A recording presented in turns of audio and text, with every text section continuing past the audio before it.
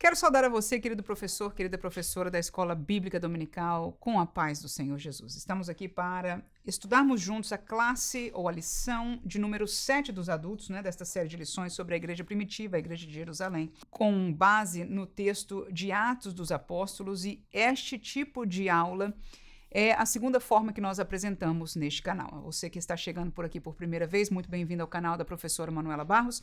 E nós aqui, neste trimestre, disponibilizamos dois tipos de aula. O primeiro é o que eu uso pessoalmente, é um roteiro mais dinamizado, mais pedagogicamente feito, de maneira que estrutura de uma forma simplificada e profunda a lição e usa muitos mais textos bíblicos. O decorrer da aula é mais baseado em textos bíblicos. No entanto, nós também disponibilizamos aquilo que é o mais tradicional entre os nossos professores de escola dominical, que é o comentário da lição. E neste vídeo que você tocou, este é o que nós vamos estar fazendo, Nós vamos estar lendo a lição com você, comentando, no entanto, talvez um pouco diferenciado ainda de alguns outros que propõem este recurso. Tentamos fazer e trazer para você ideias de dinamizar a sua aula, torná-la talvez um pouco mais interessante na maneira de focar em alguns pontos, E também na ajuda de ser mais participativa. Se nós vamos alcançar estes objetivos, cabe a você me dizer se estamos alcançando ou não. No entanto, estamos aqui com esta intenção e preparamos a classe para isso, então. Então, a lição de número 7, ela é intitulada Uma Igreja que Não Teme a Perseguição. Sem dúvida alguma, o textuário muito bem colocado, porque realmente é o centro dessa lição, Atos 5:29, porém, respondendo Pedro e os apóstolos disseram: mais importa obedecer a Deus do que aos homens. Este é o centro. Nós não vamos estar fazendo a leitura bíblica aqui, mas este versículo 29 está exatamente no meio da leitura de Atos 5, dos 25 até o 32, ou seja, os apóstolos foram trazidos, de volta à presença de lideranças ali religiosas, paralelamente em parte políticas também, ou seja, não aceitaram parar de fazer aquilo que eles entendiam que é a vontade de Deus. Nós vamos estar no comentário, com certeza, ressaltando toda essa realidade da leitura bíblica, e eu tenho certeza que você, como professor, já leu. Se não leu, deveria fazer uma pausa agora para ler. Atos capítulo 12 mostra mais adiantado no tempo ali, dentro daquilo que a história em Atos dos Apóstolos, narrada por Lucas, nos traz, mas também um episódio de perseguição agora do governo ali romano contra pessoas da igreja. Introdução, e na introdução nós vamos já fazer nossa primeira dinâmica, ou um trabalho de participação da sua turma com o conteúdo da lição. Então a introdução diz: desde o seu início a igreja enfrenta oposição e perseguição. Por sua própria natureza, a fé cristã atrai sobre si a rejeição e a perseguição. Isso porque a fé, por defender princípios exclusivos, e eu já vou colocar aqui a introdução, e eu vou colocar esta palavra, princípios exclusivos. Por que não? Nós já colocamos aqui do cristianismo, porque é disso que o comentarista está nos falando. Cristianismo. Muito bem, então, a fé cristã, ou cristianismo, por defender princípios exclusivos, muitas vezes se choca com valores seculares e mundanos. Então, eu vou colocar aqui o choque, esse xizinho aqui, com valores do mundo. Vamos colocar aqui do mundo, tá? Vamos ler aqui até o final. Foi assim no primeiro século e é assim ainda hoje. Contudo, devemos destacar que a igreja não está sozinha nem abandonada no mundo. Deus é o seu dono, portanto, o seu protetor. Vemos ao longo da história da igreja o Senhor agindo de diferentes formas para dar livramento e vitória a seu povo. Assim, nessa lição, veremos como Deus faz isso, capacitando e empoderando o seu povo para viver no meio de um mundo hostil. Mais uma vez, um tema de lição verdadeiramente sincronizado com o tema bíblico, trazendo esta dicotomia, esta diferenciação de lados espirituais entre a igreja e o mundo. Nós vemos no meio da igreja, hoje, bem vívidos, uma ideia de nos aproximar estes dois focos. No entanto, a Bíblia Sagrada, e pela graça de Deus, nós temos o privilégio de estudá-la nessa semana. Vamos ver esta separação que desde o princípio foi assim e infelizmente até hoje é assim que acontece. Então, como introdução, você veja que eu já marquei algumas palavras, eu gostaria que você pedisse aos seus alunos que pudessem escrever ou falar, né? E talvez se você for colocar escrever, você tem que dar um papelzinho aí para o pessoal poder escrever e providenciar algumas canetas ou lápis. Mas podem, eu pediria 3 para fazê-los pensar mais, mas você pode pedir um de cada um. Qual seria um princípio exclusivo do cristianismo que é contrário aos valores do mundo, ok? Vários, e a palavra exclusivo significa que não é inclusivo, não participa todo mundo, não pode ser de qualquer maneira, não pode ser da maneira que um pense e o outro pense, não, são exclusivos, ou seja, cabem aquilo, e sabe que o cristianismo vem da palavra de Deus, o que nós conhecemos sobre o cristianismo está nesta palavra.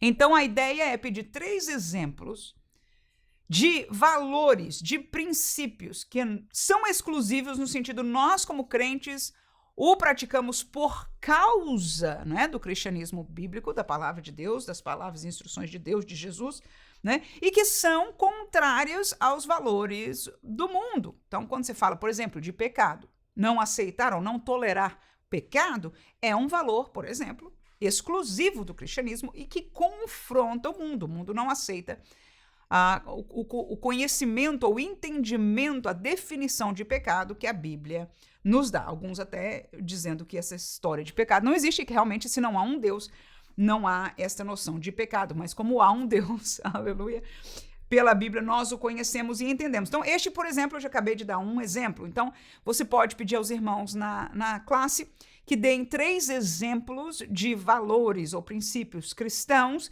que são contrários, chocam, contradizentes com valores do mundo, né? E você pode pedir depois verbalmente para, em vez de dizerem os 3, dizerem um, e assim você vai ter participação de cada um. Então essa seria a primeira parte, e a segunda vai ser mais desafiante.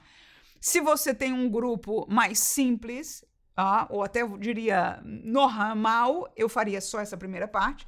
Mas se você tem um grupo na sua sala de aula que são pessoas mais capacitadas, gente inteligente, gente que gosta, né, talvez de pessoas universitárias, sei lá, capazes, que gostam de estudar, entender, você sabe o nível da sua turma.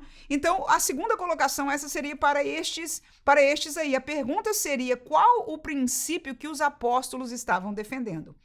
Nós falamos que, o pastor aqui do comentário diz, olha, o cristianismo tem valores exclusivos, né, dele, que são contrários ao do mundo.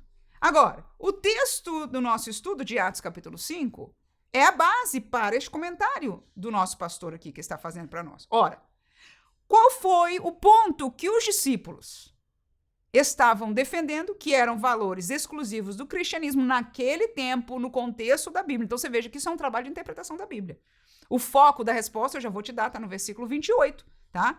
Mas o ponto aí é mandar os alunos ao texto, não precisa ler o de Atos 12, você sabe que a leitura bíblica em classe tem 2 partes, uma de Atos 5 e a outra de Atos 12, você pode dizer para eles, leia o de Atos 5, neste contexto, qual era o princípio que os apóstolos estavam defendendo? Nós acabamos de nomear aqui na sala 3 princípios que nós, como cristãos, defendemos, bíblicos, ok? Defendemos porque é bíblico, porque é de Deus, né? E que são contrários do mundo.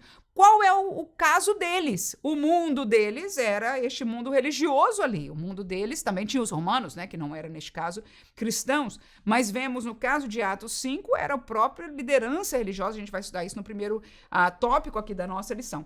Mas aí, se o aluno for lá e você entender que é um desafio bom para o seu grupo, né, de alunos, então deixe-os ler. A minha resposta seria, a partir do versículo 28, o que os apóstolos estavam defendendo, e olha, vale você, professor, tomar o seu tempo agora, se você até puder, tá estudando, tá tranquilo, quer o desafio para você, faz a pausa do vídeo aí, vai no texto e acha a sua resposta. Uma pena que eu já falei onde que o centro da minha estaria, no 28, né? Mas talvez você, ao ler agora, encontre outro lugar, outra maneira de explicar o que os apóstolos estavam defendendo ali, que era contrário ao mundo com o qual eles estavam sendo perseguidos ali. Então, fica à vontade de fazer isso aí, eu vou já dar a minha resposta. Para mim, a partir do versículo 28, eu entendo que o princípio que eles queriam defender era o direito, não é?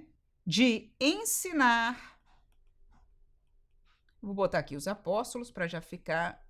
Não botei a pergunta, né? Mas pelo menos aí já está. Apóstolos para ensinar sobre Jesus. Que ensinar sobre Jesus é obedecer a Deus. Versículo 28 diz: não vos admoestamos nós expressamente que não ensinasseis neste nome. Este foi o mandado, foi a cobrança daqueles que estavam perseguindo a eles, que já tinham prendido, agora tinham chamado de volta diante deles.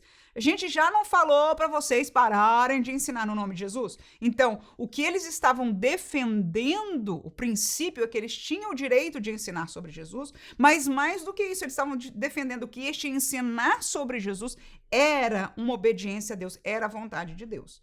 Vou seguir no 28, até a gente pode dizer que aí o 28 e o 29, que é o texto áureo, seria essa resposta.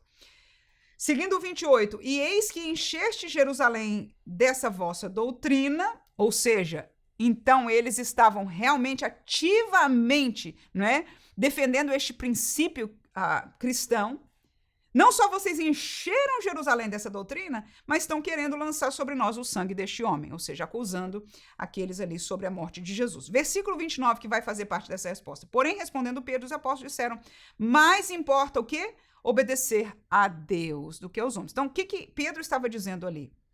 Obedecer a Deus é falar sobre Jesus. Falar sobre Jesus é obedecer a Deus.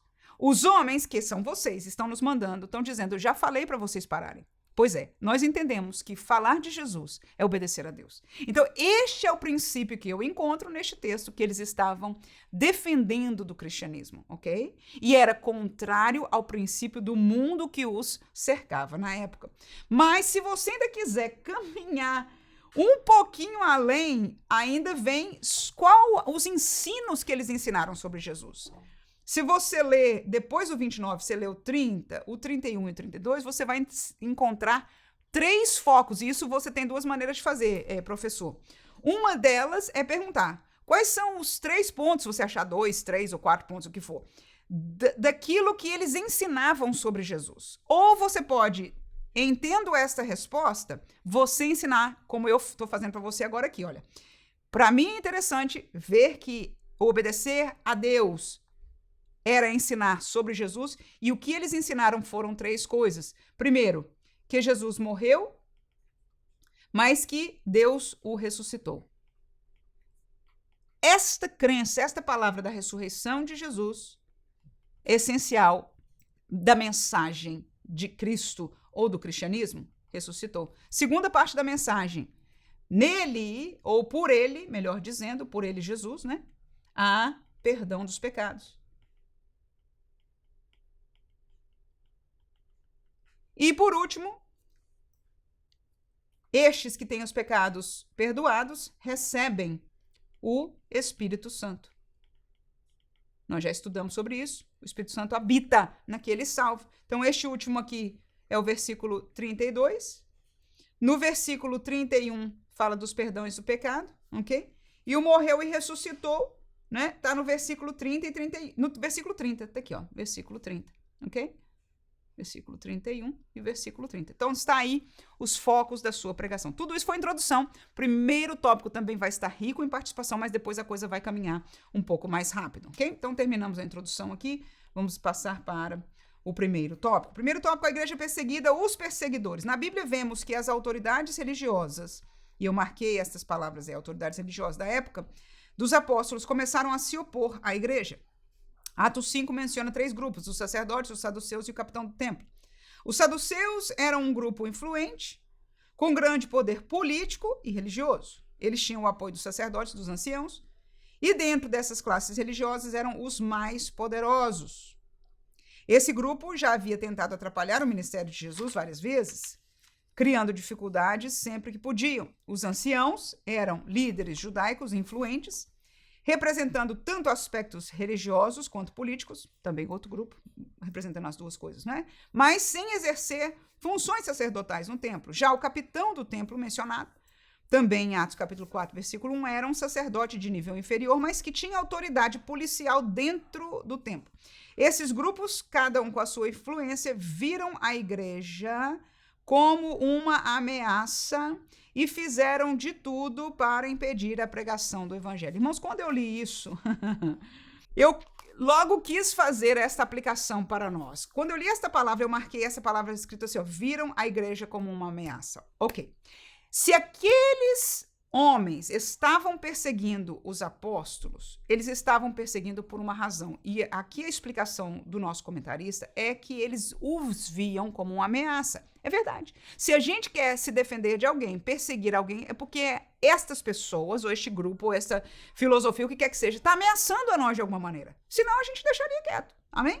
Ora, a pergunta é, e nós, que somos hoje perseguidos como igreja, se é que somos, o que é que nós somos de ameaça para o mundo? Nós estamos falando da igreja do mundo.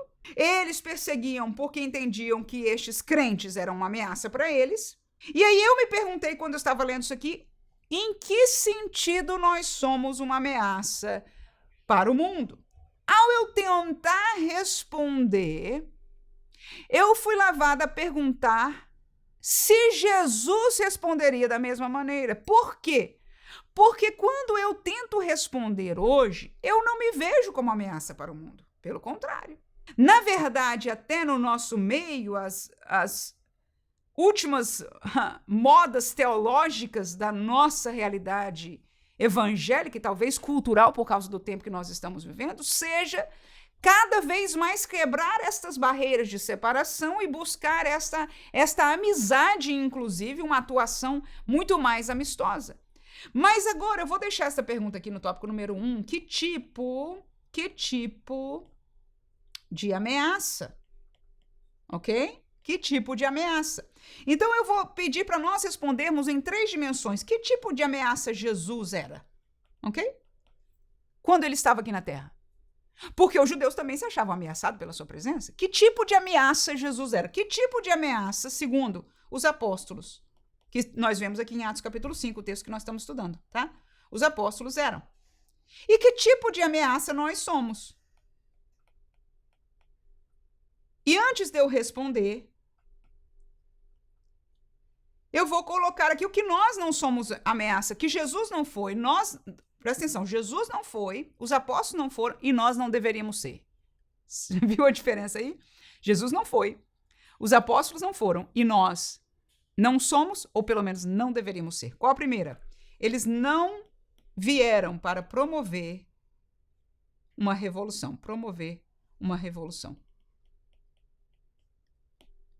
Jesus veio promover uma revolução contra Roma. A maioria dos judeus esperava o seu Messias fazer tal coisa, mas Jesus não fez. Juntou grupinho para fazer, para se juntar a ele, para falar contrário, vamos nem dizer contra Roma, contra o próprio sacerdócio da época, os líderes religiosos que o perseguiam tanto. Jesus fez motim, chamou gente atrás dele para ir contra eles, para falar, para fazer qualquer coisa que se podia ver como uma revolução, não fez. Os apóstolos fizeram? Não fizeram. Nós fazemos? Espero que não.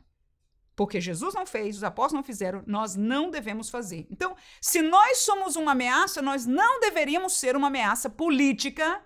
Vamos aprender da Bíblia. Quem pode dizer amém neste momento? Ok? Porque Jesus não foi. Porque os apóstolos não foram, né? E Paulo, que foi esse segmento, essa figura que nós temos na Bíblia como segmento da igreja, não foi, né? Mas nós não devemos ser também. Outra coisa, eles não queriam tomar as posições deles. Jesus não estava brigando para ser o próximo imperador de Roma. Jesus não estava atrás do lugar do sumo sacerdote. Ou seja, o cristianismo na pessoa de Jesus era perseguido, mas não era porque ele estava tentando tomar o lugar de ninguém. Então, da mesma maneira, vamos olhar para os apóstolos. Da mesma maneira, não estavam. Ninguém estava ali em busca de oportunidade política, nem que fosse política eclesiástica. Não era este o foco. Não deve ser o nosso, da mesma maneira. E em terceiro lugar, eles eram, eu vou botar só 2 palavras aqui, porque poderiam ser muitas mais, mas ordeiros e amorosos. E por que eu digo isso? Jesus foi. A única vez, assim, que foi meio estranho em termos de ordem de Jesus foi quando ele entrou no templo, o pessoal estava vendendo, né, animais e outras coisas ali, e ele começou a derrubar. Então ali foi uma manifestação um pouco desonradeira de Jesus, mas cuja virtude de valor você conhece, lembra o texto bíblico, né? Foi para respeitar a casa do Pai, que era uma casa de oração, de coisas espirituais, não um covil de ladrões, não de venda de mercadoria, nem que essas mercadorias fossem relacionadas com coisas espirituais, que era o caso. Era o caso, o pessoal comprava o bicho ali para matar ali, ao invés de carregar a vergonha dele desde fora, como a lei previa que fizesse. Então, nós vemos aqui Jesus, somente nesta oportunidade, pareceu fora de ordem, mas dentro dos parâmetros divinos não estava, né? Mas, de maneira geral, Jesus era ordeiro, os apóstolos também, e nós devemos ser também. E amorosos, é o mandamento maior de Jesus. Ele diz, olha, os homens, o mundo tem que conhecer vocês, que vocês são meus discípulos, pelo amor com que vocês têm uns pelos outros. Deus manda pagar o inimigo, aquele que te odeia com o quê, irmão? Vá lá, sermão da montanha, primeiro sermão de Jesus. O que ele manda fazer? Não é amar os inimigos? Impossível para nosso entendimento, mas foi o mandamento de Jesus. E os apóstolos, mandavam diferente? Claro que não. E nós? Também. Então, um povo que é ordeiro, um povo que ama até os inimigos, que só quer o bem das pessoas, que não está querendo tomar posição de ninguém e nem fazer revolução, aí eu pergunto, vamos voltar lá para cima, que tipo de ameaça nós somos? Amém?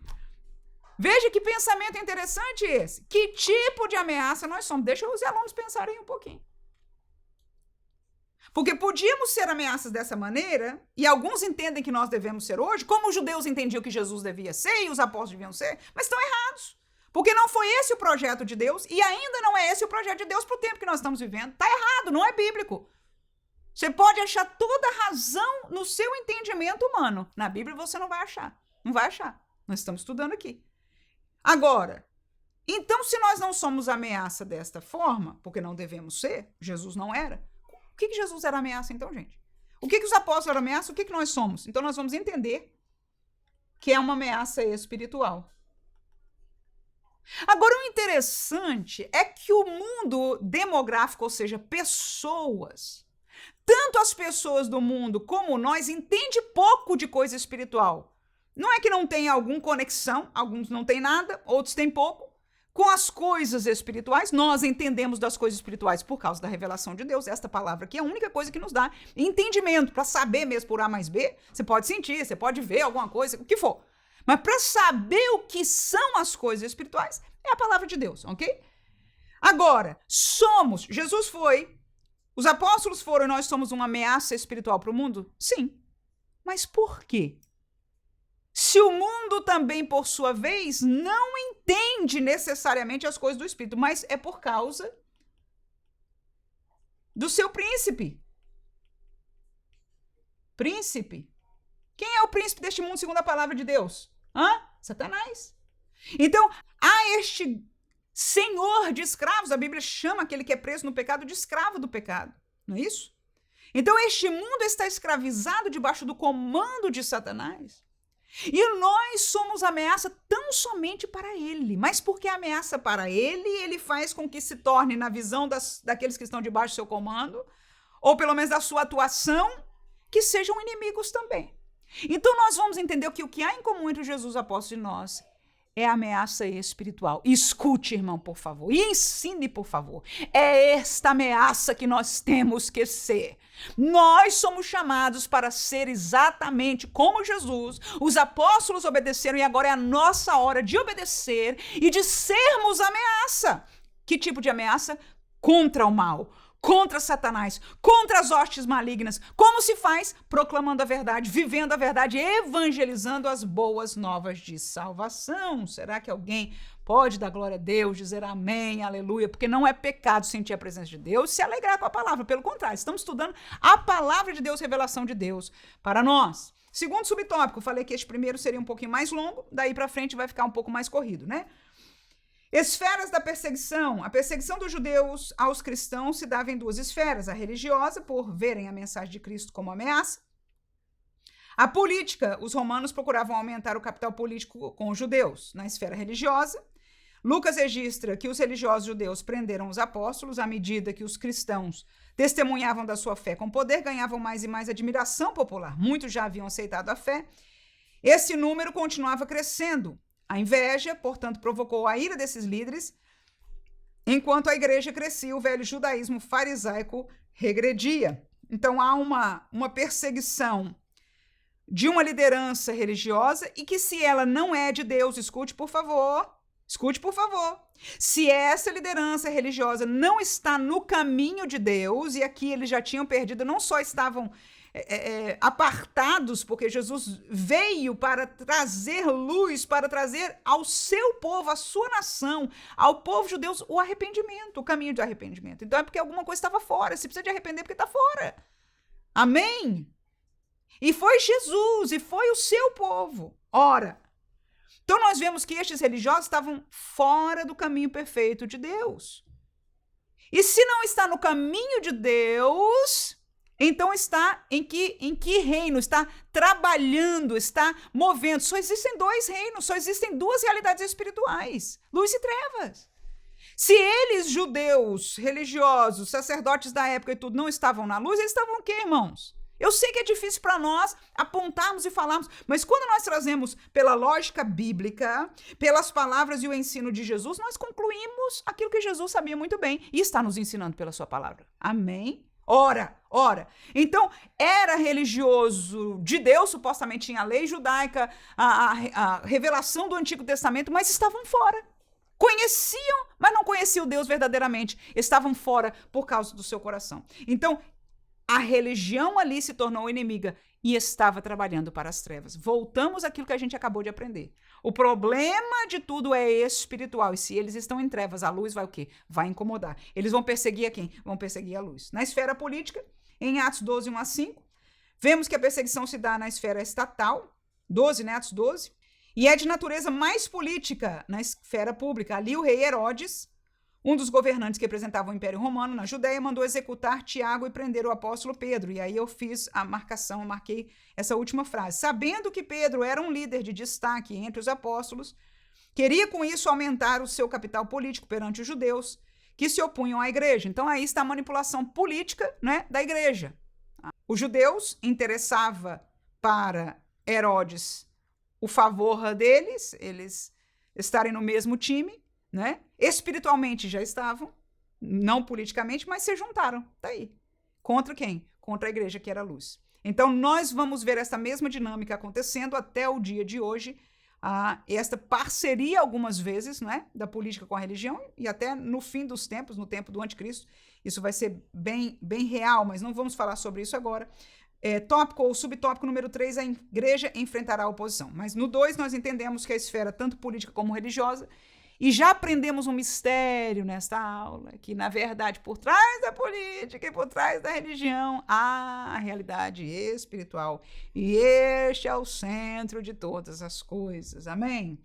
Terceiro subtópico, a igreja enfrentará a oposição. A igreja sempre enfrentará opositores de um jeito ou de outro. Isso acontece porque o cristianismo bíblico, por sua natureza, acolhe a todos, mas também estabelece princípios para quem deseja segui-lo. Por isso, muitas vezes é visto como antiquado, preconceituoso e indesejado. E eu marquei essas 3 palavras aí porque eu já quero trazer uma outra explicação aqui, nesse subtópico 3, tá? Mas vamos ler até o final. Perseguição pode mudar conforme o tempo e o lugar, mas seu objetivo continua o mesmo, silenciar a voz da igreja. Agora, eu gostei demais, porque eu vou chocar você um pouquinho aqui.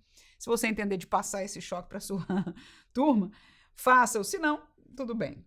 E diz aqui, olha, por isso muitas vezes o cristianismo é visto como antiquado, preconceituoso e indesejado. Supostamente o comentarista está dizendo, olha, o mundo nos vê assim. E eu vou dizer para você, nós somos isso. Nós não queremos ser vistos assim, mas nós somos isso. Agora, tem 2 maneiras de ver isso, e é o que eu vou mostrar para você. Porque eu tenho problema nenhuma de ser nem antiquado, nem preconceituosa, nem indesejada. No sentido que eu vou te explicar aqui. Eu sou cristã. Amém? E aí você está dizendo, irmã, pelo amor de Deus, a gente já tem inimizade quando a gente está falando só de amor. Imagina a irmã falando desse jeito. Espera aí, vamos ver. Né? Eu falei que ia chocar um pouquinho. Antiquado. Nós somos antiquados por quê? Somos. Eu digo, eu sou antiquada. Por quê? Porque a doutrina que eu prego, o ensino que eu defendo é do tempo do Roncocó, do tempo de Jesus e de Paulo. Pronto. Eu sou antiquada não por outras coisas. Não pela roupa que eu use, ou por deixar de usar, ou cantar, ou ir. Não, eu não sou antiquada por isso. Sabe por que eu estou dizendo que eu sou antiquada, como cristã? Sabe por que eu sou antiquada? Porque o que eu defendo, aquilo que eu aprendo, aquilo que eu creio como verdade, é do tempo de Jesus e de Paulo. Agora, a outra maneira de ver isso aqui, que eu quero dizer para você, que eu sou orgulhosa por ser antiquada como a igreja, como crente, é porque esta sabedoria bíblica, estas verdades, sim, nome perfeito, bíblicas, são atemporais. É o que eu vejo, é como eu vejo. É antiquado, mas são atemporais. Aí você vai dar uma facada ou uma touché de volta naqueles que, no mundo, naqueles que defendem o antiquado de uma outra maneira. Muitos deles, hoje, por exemplo, o estoicismo está na moda de volta. Algumas vozes, inclusive jovens, estão trazendo uma filosofia, né, de um tempo passado, cujos escritores, seus mentores, são pessoas que viveram há muitos séculos atrás, né? No entanto, é uma sabedoria atemporal. Eles encontram nestes pensamentos destes filósofos uma sabedoria que o tempo passa e aquilo ainda é verdade. Ora, então eles também são antiquados. Agora, eu não vejo isso como antiquado, eu vejo isso uma sabedoria atemporal, e eu vejo na Bíblia uma sabedoria atemporal, umas verdades atemporais que são maiores do que tudo que o homem já conseguiu alcançar com a sua mente. Amém? Então, antiquado com muito orgulho. Por quê? Porque não só aquilo que eu ensino é do tempo de Jesus e Paulo, mas as sabedorias deste livro, inclusive do tempo anterior lá de Provérbios e todo o tempo, desde o Gênesis, são atemporais. São sábias até hoje, são verdades de Deus até hoje. Segundo, preconceituoso. Eu sou preconceituosa. Por quê? Porque Deus é preconceituoso. Mas qual é o nosso preconceito? É a cor da pele das pessoas? É a conta do banco das pessoas? O que é o nosso preconceito? Nosso preconceito é aquilo que Deus tem preconceito, no melhor dos sentidos, é o pecado. Então, eu sou sou muito preconceituosa. Detesto o pecado, irmãos. Detesto. Posso abraçar um pecador? Posso. Posso chamá-lo para vir para a igreja? Posso. Posso amá-lo? Posso. Aleluia. Glória a Deus. Mas sou preconceituosa. Então, a igreja é preconceituosa? Será que você já tem coragem de dizer que sim? Eu digo, tranquilamente, sim, sou preconceituosa. Mas contra o quê? Contra o pecado. A pergunta não é ser preconceituoso. Todo mundo, na verdade, é. Mas nós somos preconceituosos pelo melhor. Por que eu digo pelo melhor? Que eu vou colocar a terceira coisa aqui, né?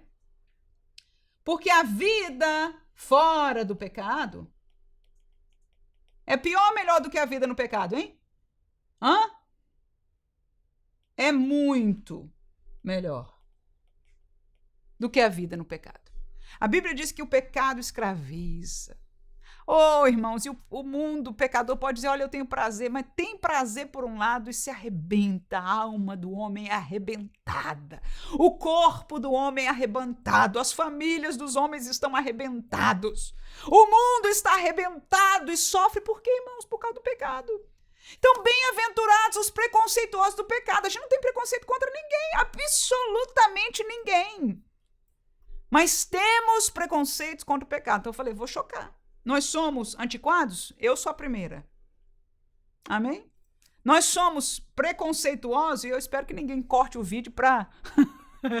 que na mídia social agora essa é a moda, né? Você corta que a pessoa falou isso e tá dizendo, olha aí o que ela é. Tudo bem. Preconceituoso, eu sou a primeira. Preconceito contra o pecado. Somos indesejados, que é a última, né? Somos indesejados. Por que nós somos indesejados? Porque a mensagem de Cristo, sim, de Jesus, a mensagem de Jesus é para arrependimento, O nosso evangelho. Nós somos, o evangelho do amor, né? Mas o evangelho bíblico chama o arrependimento e a conversão. Do quê? Do pecado. Então, o que é arrependimento? Arrependimento é dizer, eu sei que eu sou pecador e realmente eu não quero, não aceito, mas eu sei que é errado. Eu não quero mais viver esta vida. Tá me matando, é contra Deus. Eu quero acertar minha vida. Tava andando para cá, deu meia volta para cá. Isso é arrependimento. O que é conversão? É andar no caminho contrário. É dizer agora, Paulo tem um exemplo muito bonito, tem um texto, eu não marquei aqui agora, mas ele diz, olha, essas pessoas se converteram dos ídolos, jogaram fora, alguns têm um texto que fala até que queimaram os livros de magia, não foi assim? Enfim, começaram a viver a vida contrária. O arrependimento é dar meia volta, a conversão é caminhar para o caminho contrário, que é o caminho da palavra de Deus. Então, nós somos indesejados porque a nossa mensagem é desejada. Mas a nossa mensagem não é nossa, é de Jesus. Agora, por que eu sou orgulhosa disso? Porque este é o caminho da vida eterna. O evangelho de Cristo. Este é o evangelho de Cristo e é o caminho para a vida eterna. E agrada a Deus. 3 coisas que podia colocar aí. Então, nós somos indesejados? Sim. Eu tenho problema de ser indesejada? Não. Por quê? Porque Jesus foi indesejado. E por que Jesus foi desejado? Porque muitos hoje falam, olha, o problema é a igreja, que é assim, que Jesus não era assim. Como assim? Como assim que Jesus não era? Jesus chamava a todos ao arrependimento e à conversão. É a nossa mensagem. Nada mais. Agora, se alguém à igreja diz arrependei-vos, porque são... Peraí, Jesus não falou isso? Então, nós não podemos se arrepender. Jesus disse, agora eles não mostram este lado de Jesus, né? Trazem à luz a outras coisas e manipulam por aí. Mas Jesus foi indesejado por isso. E nós somos indesejados. Agora, tem uma coisa, eu sou orgulhosa de ser indesejada. Por quê?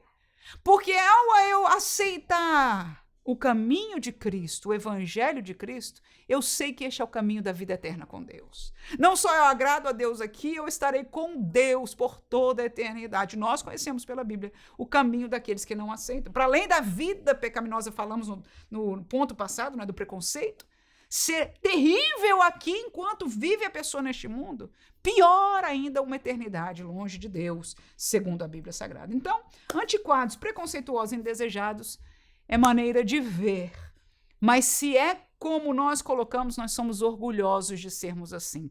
Não pela visão do mundo, quisera eles vissem o que nós víssemos, porque diriam ao contrário, vocês não são antiquados, vocês são sábios, aleluia, com a sabedoria divina que é atemporal. Vocês não são preconceituosos, vocês estão libertos do pecado, vocês não são indesejados, vocês estão no caminho da vida eterna. E isso é bênção demais, amém, irmãos? Vamos lá, o tópico número 2, e daqui para frente vai ser bem mais rápido, nós já não temos nada aí para caminhar ou falar devagar. A igreja protegida. Primeiro subtópico, um anjo de Deus. Lucas destaca que em meio à perseguição Deus provê livramento para os apóstolos. A igreja não era apenas perseguida, mas também protegida. Aqui a igreja contou com a presença dos anjos, seres da natureza totalmente sobrenatural. Não é incomum a presença dos anjos no livro de Atos. Eles estiveram presentes na libertação de Pedro na prisão, com Filipe em sua missão evangelística, em missão na casa do centurião romano Cornélio, e com o apóstolo Paulo em alto mar. A Bíblia diz que eles estão a serviço daqueles que vão herdar a salvação. Então, aí, se você quiser fazer alguma coisa, dê um versículo desse para cada um, para que eles possam não só ficar guardado na mente, anjo, porque também, infelizmente, no nosso meio, quando eu digo nosso meio evangélico, apareceu muita gente aí mexendo, até hoje, né? Colocando o anjo em lugar que ele não é e coisa que ele não faz. Então, vamos aprender da Bíblia. Eu não quero comentar aqui, mas se você entender de fazê-lo, dê um versículo deste para cada um, e aí eles vão ver da Bíblia, ok? A atuação de cada um destes anjos. E se virem alguma outra coisa, a ideia é saber, peraí, tá falando que anjo faz isso, mas na Bíblia, todas as aparições de anjo em Atos não faziam isso, faziam isso, ok? Então, a ideia é nós termos este entendimento bíblico do trabalho dos anjos. Segundo, a intercessão da igreja. Atos 12:5 diz que a igreja fazia contínua oração por Pedro. O mesmo texto bíblico que mostra um anjo no cenário da libertação de Pedro também revela a igreja como um agente ativo nessa libertação. Não teria sentido Lucas destacar o papel da igreja intercedendo por Pedro se isso não tivesse nenhuma relevância. É evidente que Deus é soberano e age como quer e quando quer. A morte de Tiago, irmão de João, é mencionada anteriormente e não temos uma explicação no texto bíblico do porquê Tiago não foi libertado. Contudo, esse evento certamente causou um impacto na igreja, levando-a a orar ainda mais fervorosamente por Pedro. Deus respondeu à oração da igreja e libertou a Pedro. Irmãos, neste tópico aqui, neste sentido, eu só posso concluir uma coisa. Oração é um mistério de Deus, ok? Essa colocação do comentarista pastor José Gonçalves é uma colocação lógica. Se Deus conhece tudo, por que a gente precisa orar? Alguém pode até se perguntar. Nossos filhos, né, se são pequenininhos, são os primeiros a perguntarem perguntas como essa. Então, a resposta é que nós não temos uma resposta lógica, mas temos uma orientação bíblica e que é a regra. A regra bíblica, desde um tempo antigo, o Antigo Testamento até o Novo Testamento, é que a igreja, o povo de Deus, o homem de Deus, a mulher de Deus, o servo de Deus, ore a Deus. Jesus orava. Jesus orava e não pouco. Paulo orava e não pouco, ok? Então, a regra é a oração. A aparição de anjos para livrar, o milagre, é a exceção. Deus faz? Faz. Pode fazer? Pode fazer. Mas a regra para a igreja, em relação à perseguição, para pedir, inclusive, a proteção, que nós estamos falando no tópico número 2 aqui, não é? É a igreja orar e interceder. É o que nós devemos fazer sempre. Terceiro subtópico, o valor da oração. Essa passagem bíblica, assim como muitas outras, mostra o grande valor da oração. Enquanto os cristãos oravam, o lugar em que estavam tremeu. Quando Paulo orava, teve uma visão com Ananias de Damasco, orando pela cura dele. Enquanto Cornélio orava, um anjo se apresentou a ele, e os apóstolos oravam para que os cristãos fossem batizados no Espírito Santo. Não podemos subestimar o poder da oração. A conhecida frase, muita oração, muito poder, pouca oração, pouco poder, ainda continua atual. E neste subtópico 3 aí, né? 2, 3, eu gostaria de acrescentar um texto, tá? De Efésios, capítulo 6, versículo 18 e 19. Vamos ler. O texto diz: orando em todo tempo, com toda oração e súplica no Espírito, e vigiando nisso com toda perseverança e súplica por todos os santos, e por mim, para que me seja dada, no abrir da minha boca, a palavra com confiança, para fazer notório o mistério do Evangelho. Que é isso, irmão? É Paulo. Paulo acabou de falar aquele texto nosso conhecido da armadura de Deus, né? A armadura de Deus, está firme, cingido os pés e assim por diante lá nas armaduras de Deus. E ele termina este texto pedindo à igreja de Éfeso que ore em todo tempo. Versículo 18. Ele diz com oração e súplica, ou seja, há um ensino bíblico, não só feito por Jesus. Você vê Jesus orando. Você pode imaginar ali no Getsêmani, você ouve as palavras de Jesus registradas, João 17, entre outras orações. Súplica. Então, Paulo nos ensina, vamos orar, irmãos, em todo o tempo, com oração e súplica. Este é um tipo de oração. É uma parte da nossa oração, é a súplica. No Espírito e vigiando nisso. Então, não só orar nisso, orar, não é? Mas vigiar em oração, com toda perseverança e súplica. Ora lá. Súplica é um clamor, é pedir com o coração aberto, arrebentado, necessitado, ok? E a palavra nos diz que nós devemos vigiar em oração e perseverar em oração. Perseverar é fazer continuamente, ser fiel em orar. E vigiar significa não deixar cair fora deste lugar, ok? Não sairmos deste lugar vigiando para que ninguém nos roube essa intimidade, este trabalho, esta realidade para com Deus, que é a oração, ok? Então, Paulo nos está ensinando aí sobre a oração, nós estamos aprendendo sobre o valor da oração. Eu só quis acrescentar este texto que eu achei próprio, né? No nosso roteiro, nós usamos este texto, nós já falamos que é bem mais baseado em textos bíblicos do que, em verdade, neste correr, não é? de palavras e entendimento. Mas aí está, no versículo 18, né? Falamos do 18, com perseverança e vigiando. Aí ele diz, e orem por mim. Para quê? Qual o pedido de Paulo? Por que ele estava pedindo à igreja para orar? Tá aí. Para que me seja dada no abrir da boca a palavra com confiança. Então, ele que era um pregador, ele que era um homem que tinha conhecimento da doutrina, e olha que conhecedor ele era, aleluia. Este homem que deixou este presente para nós dessas cartas, aleluia. Ele diz, orem por mim, orem, igreja, por mim, para que me seja dada ao abrir da minha boca a palavra com confiança. Significa que a confiança, o poder, que é outra coisa que a gente vai falar daqui a pouco aqui, né? A questão do poder espiritual, desta virtude, desta graça, não é coisa do homem, irmão. Não é coisa que se aprende nos livros, nem na própria Bíblia. É algo espiritual na nossa vida. E nós vamos estar melhor armados, mais fluentes neste uso, através da oração.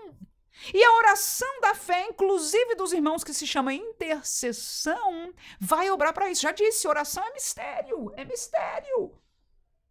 Por que funciona assim? Eu não sei, mas eu sei que funciona. Não só a Bíblia diz, mas nós temos provado. E se você tem provado, pode dar glória a Deus. Pecado, irmão, dar glória a Deus na aula da escola dominical? Ou pedir para os irmãos? Acho que não. Espero que não. Não creio que seja. Glória a Jesus. Então ele diz, ora por mim também para que me seja dada no abrir da minha boca a palavra com confiança, para fazer notório o mistério do evangelho, ou seja, eu preciso que o mistério do evangelho seja notório, ou seja, as pessoas venham a ouvir, que as pessoas entendam, que as pessoas recebam. Este é o alvo do apóstolo dos gentios. E ele diz, igreja de Éfeso, ore por mim. Ore por mim, porque esta obra, vamos voltar lá naquele tópico tão importante que a gente fez uma discussão lá em cima, é espiritual. Não é política, não é buscando a posição de ninguém, não é buscando ser melhor do que a igreja ou a denominação tal, não. É pelas almas. É para que o evangelho encontre, seja encontrado, seja pregado, seja notório, seja entendido e seja recebido. E que Deus me dê autoridade, a palavra com confiança, aleluia. Tá aí um obreiro, irmãos, mais capacitado do que Paulo. E por que nós, muitas vezes, como obreiros tão simples, não vivemos essa dimensão de dependência de Deus? Que Deus nos guarde em nome de Jesus. Mas está aí a virtude da oração. E não só nossa, mas da igreja por nós. Não há problema, pelo contrário, tem que pedir, tem que estar nas reuniões de oração, colocar o seu pedido, a sua necessidade diante da igreja, fazer a igreja orar por você e você orar pelos irmãos, conhecer a necessidade de cada um. Isto é a dinâmica que Deus preparou para a igreja. Terceiro e último tópico da nossa lição, a igreja destemida, testemunho com poder. Então, logo foram libertos, os apóstolos começaram a testemunhar de sua fé. De nenhuma forma se sentiram intimidados, estavam capacitados pelo poder do alto. Não é por acaso que o livro de Atos já foi denominado por antigos escritores de os Atos do Espírito Santo. Vemos o Espírito Santo operando por todo o livro, mesmo quando o seu nome não é mencionado. Ele é a fonte de poder da igreja. Eu marquei isso aí, tá? Essa frase é a seguinte, ele é a fonte de poder da igreja. Sem o Espírito Santo, a igreja perde o seu testemunho e se torna inoperante. Para este primeiro tópico aqui, vai ser a última palavra que eu teria em termos de interação com a turma, eu faria a segunda pergunta. Como manter a fonte? O comentarista, o pastor José Gonçalves, nos diz, olha, o Espírito Santo é a fonte de poder da igreja. Nós aprendemos disso lendo Atos. Nós recebemos o Espírito Santo quando fomos salvos. Muitos de nós fomos revestidos do Espírito Santo, que é o batismo com o Espírito Santo. Mas a pergunta, ele diz, olha, inclusive se a gente não tiver, se a gente perder esta fonte, o vínculo, a atuação desta fonte, se secar, nós vamos ser inoperantes como igreja. A igreja precisa, é como se fosse a seiva. Agora a pergunta é, então, como a gente mantém? Como se mantém o Espírito Santo? Ou a fonte do Espírito Santo? Ou o agir do Espírito Santo? 3 coisas. 2 são as mais simples, o beabá de crente, né? E a terceira, talvez um pouquinho diferenciada aí. Primeira, palavra. Tem que ler e conhecer a palavra. Por quê? Porque é onde nós aprendemos dele. Escute, por favor. Isso aqui, você não tem ideia da importância disso aqui. É fechamento aqui, mas é chave de ouro. Aleluia. Como manter? Nós dependemos do Espírito Santo. Ele é a fonte do sucesso da igreja, da bênção da igreja. De sucesso para os parâmetros de Deus, não do homem. Amém? Qual é A maneira de manter pela palavra, porque é a palavra que aprende dele. Por que é importante? Não só para conhecê-lo, mas para identificar quem não é ele. Tem um monte de coisa aparecendo por aí que diz, o Espírito de Deus, não ponha Deus na caixa, porque o Espírito de Deus é liberdade, faz e acontece. Epa! Como é que a gente sabe se é Deus ou não? Nas coisas espirituais não existe graduação, não existe doutorado, pós-graduação, não existe isso. Não nos conceitos humanos, não existe um livro fora da palavra. Então tá aí. Quer aprender o que é de Deus? Vá para a palavra. Aprenda a palavra e você vai aprender o que é de Deus. Ok? E seja literal. Às vezes ela mesmo vai, como Jesus disse, eu estou falando por parábolas. Ele está fazendo fora do literal. E às vezes ele traz para o literal para os discípulos dele. Lembra disso? Ora, de maneira geral, porque tem gente por aí que também, para dizer que o Espírito Santo faz e fez, pega um texto aqui que fala do sapo e faz o sapo virar, né, Homem-Aranha, enfim, um negócio esquisito, irmão. Mas aí diz isso é do Espírito Santo. Pronto. Então, se nós queremos aprender do Espírito Santo, aprender dele, a palavra é a primeira coisa. A fonte é o Espírito Santo e nós aprendemos do Espírito pela palavra. Segundo, oração. A oração é quando nós falamos com ele, com o Pai, não é? Com Cristo. É com Deus. Mas, enfim, falamos com Deus, falamos com o Espírito de Deus, através da oração. A oração é para falar. E eu vou fazer vou dar uma cutucada aí. Sei que alguns vão sentir, porque já ouviram isso aí por aí. Oração não é para escutar. Oração é para falar. Vou dizer outra vez. Tem gente que diz, porque o primeiro que falou, meu Deus, porque estamos orando errado, porque tem que orar um pouco e escutar. Deus precisa de tempo para falar com você no seu tempo de oração. Não. Comigo ele não precisa. Eu estou orando, irmãos. Não sei se você tem essa experiência. Vamos fazer aqui uma coisa bem, bem pessoal eu e você. Você está orando. Não precisa nem ser em língua estranha. Você está orando em língua entendível, ou seja, o seu raciocínio está funcionando. E enquanto você está falando, Deus fala alguma coisa com você. Quem já teve essa experiência? Aleluia, muito bem, que bênção, é isso. Deus não precisa você se calar para ele falar, não, irmãos. Deus não precisa parar a televisão para você falar, ouvi-lo, não. Deus não precisa fazer o mundo, os passarinhos pararem de piar e etc. para você ouvir ele, não, irmãos. Deus é Deus. A dimensão que Deus fala, irmão, é extraordinária, é mistério. É o mistério de Deus, entendido pela palavra de Deus. Quer aprender dele? Vamos à Bíblia. Eu não vejo na Bíblia, assim, não vejo em lugar nenhum. Você pode me dizer, por favor. Pelo contrário. Você ficar calado demais, você pode ouvir outras coisas. Ok? Oração é para falar com Deus. Não se preocupe que Deus sabe falar com você. Agora é o terceiro tópico que é mais interessante, porque vem do falar de Deus para nós. Vamos ouvir aí? Chama-se sintonia. Sintonia é ouvir a ele. Ele fala quando quer. No seu silêncio.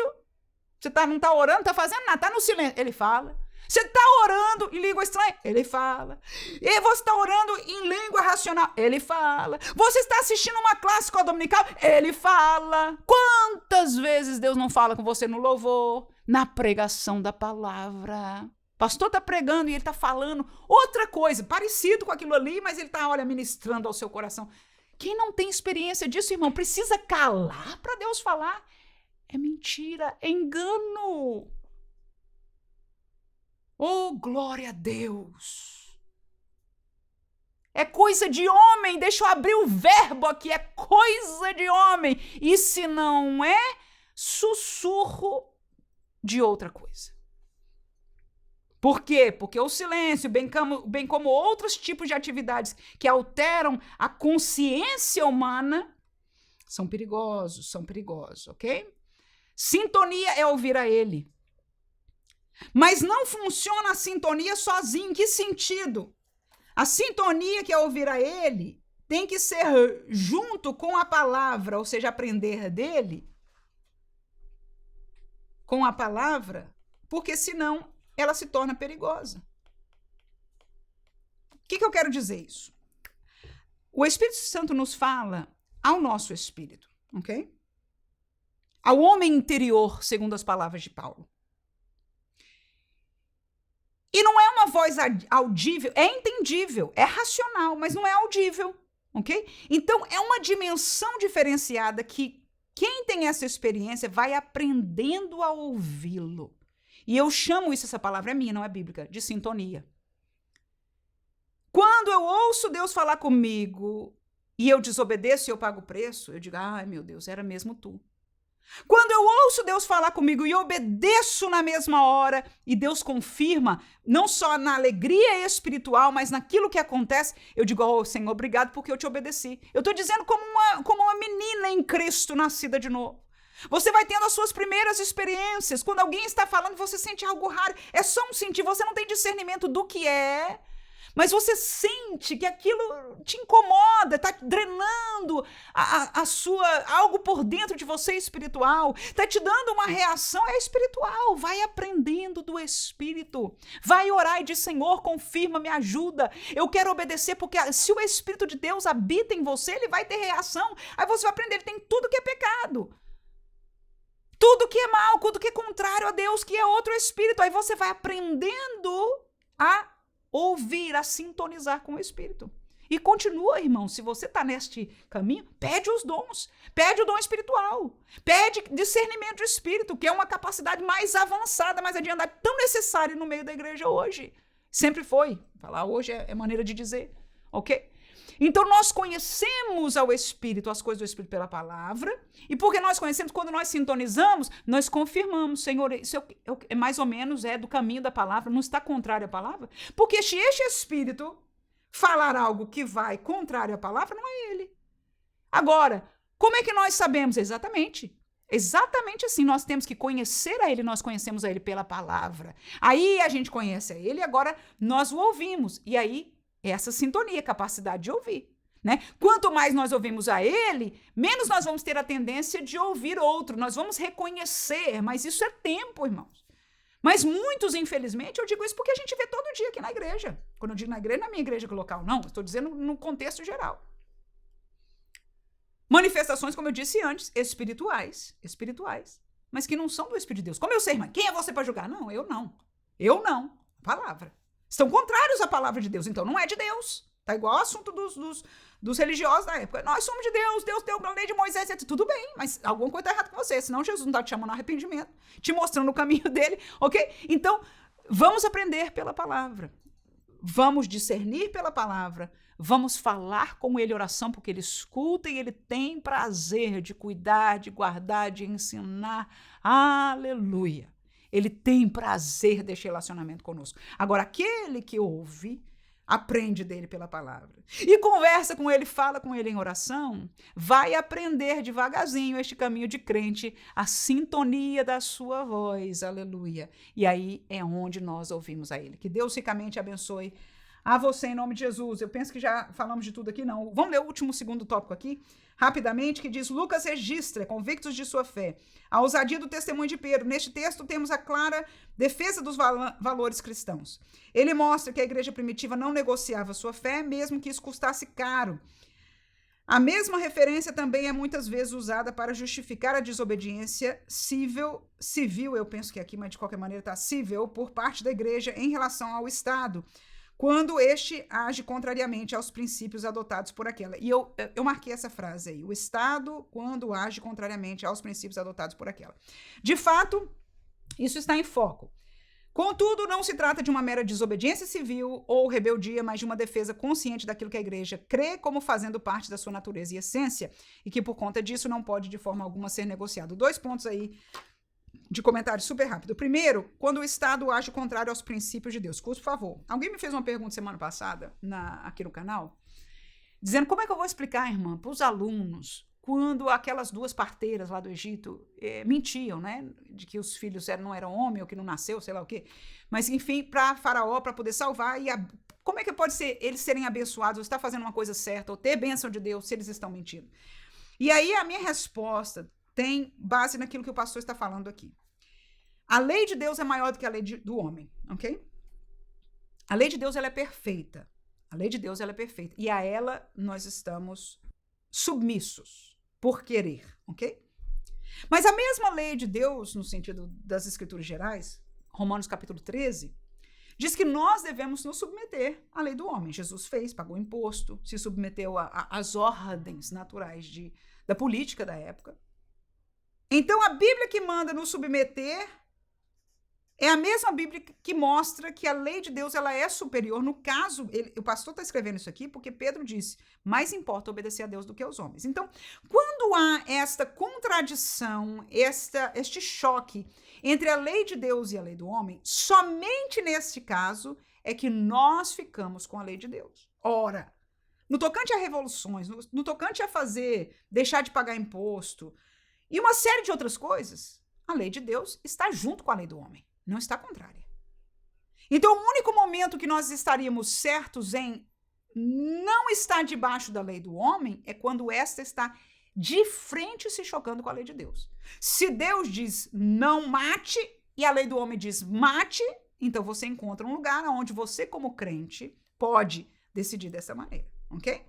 Então, esta foi a realidade que aquelas mulheres viveram, e nós entendemos essa explicação, e é o que o pastor está falando aqui. Quando o Estado age contrariamente aos princípios, não é questão só de política, de gosto, de entendimento, não, estou falando contrário à lei de Deus, né? Então, neste ponto, na obediência aqui, escute, por favor, não está como diz aqui. Não é questão de desobediência civil, não é questão de tomar um outro lado, não. É defender conscientemente o que a igreja crê que é a palavra de Deus. Só isso que nós fazemos. Quando, por exemplo, Daniel, o último exemplo aqui, tá? Foi mandado, né, não orar. Ou seus amigos, que era esse o exemplo que eu queria. Seus amigos foram mandados adorar a estátua, eles disseram, não posso. Na nossa lei diz que eu não posso adorar a ninguém, a nenhum outro homem ou Deus, o que for, senão o nosso Deus. Então, naquele momento, para aquela lei, para aquela situação, naquela cláusula, eles não obedeceram. Não é que eles desfaziam da liderança, nem estavam contrários, nem fizeram partido político contrário. Não, nada disso, irmãos, nada disso. É simplesmente naquilo que está contrário, há uma diferenciação, então nós ficamos com a lei de Deus, porque esta é que nós vivemos, e ela é justa, ela é perfeitamente verdadeira, ela é perfeitamente santa, porque isso é que nosso Deus é. Que Deus abençoe e use você, professor. Qualquer dúvida, fica à vontade de deixar no comentário aí, para nós vamos estar lendo cada uma dos seus comentários e respondendo caso seja necessário. Deus abençoe você em nome de Jesus. Amém.